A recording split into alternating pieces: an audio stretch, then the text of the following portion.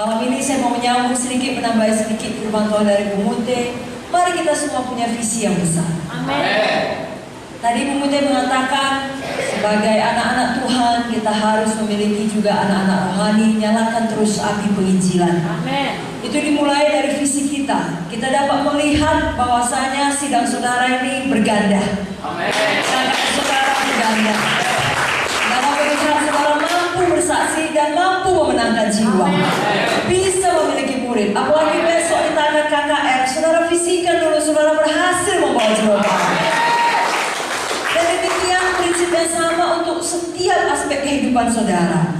Miliki visi yang besar daripada Tuhan. Amin. Saudaraku, kalau namanya visi yang besar daripada Tuhan, kita tidak memikirkannya atau menginginkannya berdasarkan dengan sumber daya yang kita miliki. Kalau kita mampu melakukannya, tidak perlu iman, tidak perlu visi dari Tuhan. Justru karena kita tahu kita tidak mampu melakukannya, kita perlu kuasa Tuhan yang supranatural. Ada sebuah kisah di Alkitab pada malam ini yang hendak saya bagikan kepada kita, mengenai seorang pemuda yang diberikan Tuhan mimpi yang besar. Kalau dalam perjanjian lama kita sebut mimpi, kalau kita sekarang kita sebut visi. Amin, saudara. Nama pemuda ini adalah Yusuf.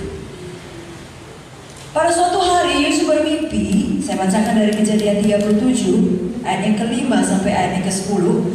Bermimpilah Yusuf, mimpinya itu diceritakannya kepada saudara-saudaranya. Sebab itulah mereka lebih benci lagi kepadanya. Karena katanya kepada mereka, coba dengarkan mimpi yang kumimpikan ini. Tampak kita sedang di ladang mengikat berkas-berkas gandum, lalu bangkitlah berkasku dan tegak berdiri. Kemudian datanglah berkas-berkas kamu sekalian mengelilingi dan sujud menyembah kepada berkasku itu.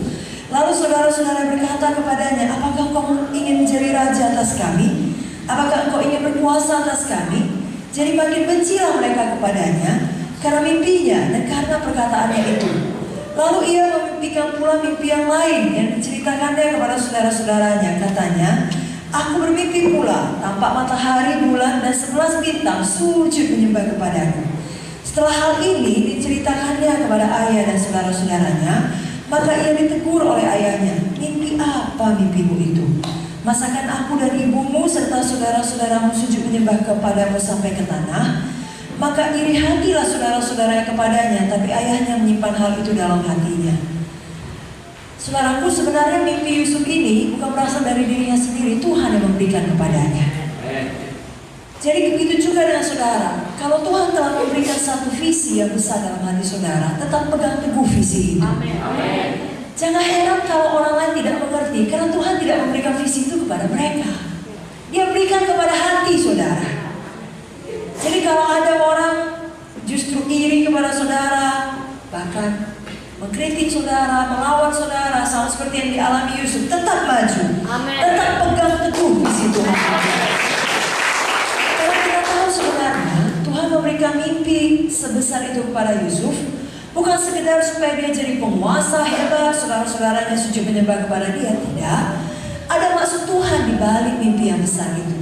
Supaya dengan Yusuf menjadi penguasa, dia dapat menyelamatkan umat Tuhan dari kelaparan pada masa itu.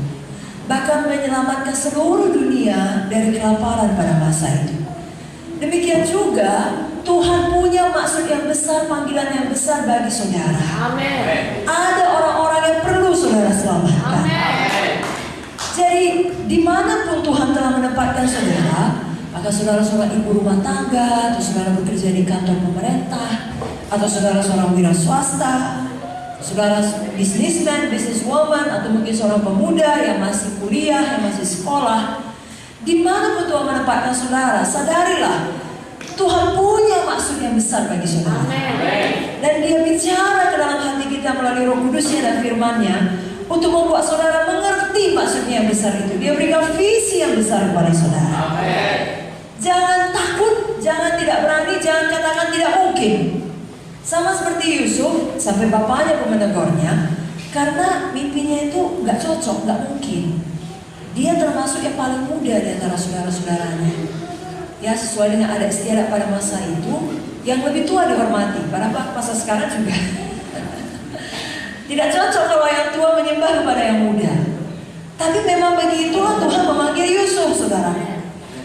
Demikian juga saudara, seberapa tidak mungkin pun visi saudara yang besar itu, kalau saudara merasakan dan mendapatkannya dari doa, dari firman, dari pimpinan Roh Kudus, tetap pegang teguh. Yang percaya, apabila sedang di Ambon, di Song lagi, mendapatkan visi daripada Tuhan, dipanggil di tempat ini. Ya mungkin ada keluarga mereka dulu tidak setuju, tapi mereka tetap diutus. Dan biar itu visi terus menyala, biar membangunku untuk Tuhan Yesus. Haleluya. Contoh lain adalah Abraham, yang dikatakan di dalam buku Roma 4 ayat 18, sekalipun tidak ada dasar untuk berharap, namun Abraham berharap juga dan percaya bahwa ia akan menjadi bapa banyak bangsa. Menurut yang telah difirmankan, demikianlah banyaknya nanti keturunanmu. Imannya tidak menjadi lemah, walaupun dia mengetahui bahwa tubuhnya sudah sangat lemah, karena usianya telah kira-kira 100 tahun, dan bahwa rahim Sarah telah tertutup. Tetapi terhadap janji Allah ia tidak bimbang.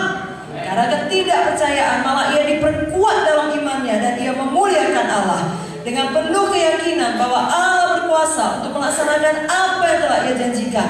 Karena itu hal ini diperhitungkan kepadanya sebagai kebenaran. Kata-kata ini, yaitu hal ini diperhitungkan kepadanya, tidak ditulis untuk Abraham saja, tetapi ditulis juga untuk kita. Sebab kita pun Allah memperhitungkannya karena kita percaya kepada Dia yang telah membangkitkan Yesus Tuhan kita dari antara orang mati. Amin. Kalau Tuhan taruh visi yang besar, walaupun tidak ada dasar untuk berharap, kita semua adalah anak-anak Abraham. Kita anak orang percaya, kita berharap juga. Sebabnya saudara, walaupun dokter berkata tidak ada lagi harapan untuk sembuh, tapi saudara berharap juga, karena saudara percaya kepada firman yang mengatakan oleh Tuhan Yesus saya sembuh. Demikian juga untuk aspek lainnya dalam kehidupan, apakah itu soal materi, apakah soal hubungan, atau soal keselamatan keluarga kita. Kalau dengan mata badani kita melihat mereka melawan, tidak mau diajak ibadah, justru semakin jauh daripada Tuhan. Tapi firman janji Tuhan berkata, satu orang selamat, seisi rumah diselamatkan. Walaupun tidak ada dasar untuk berharap, tapi kita berharap juga. Diperkuat dalam iman kita, dan tetap mendeklarasikan iman kita, visi kita yang besar tersebut, dan kita tetap menindakkan iman kita. Amin, saudara. Hari ini siapa mau punya visi yang besar? Biarlah malam ini, pada waktu nanti kita berdoa, Roh Kudus bicara dalam hati kita masing-masing. Bahkan saya percaya, saya mendapat kesan, sebenarnya Roh Kudus sudah pernah bicara. Tapi mungkin karena dengan berlalunya waktu dan kita lihat tidak jadi visi yang besar itu, kita redup, kita simpan. Hari ini nyalakan kembali. Pasti saudara kalau PKS punya visi, KKS yang berganda. Nyalakan kembali. Saudara yang punya orang tua, anak-anak atau keluarga belum selamat, pasti punya visi mereka selamat. Maka sama-sama beribadah, sama-sama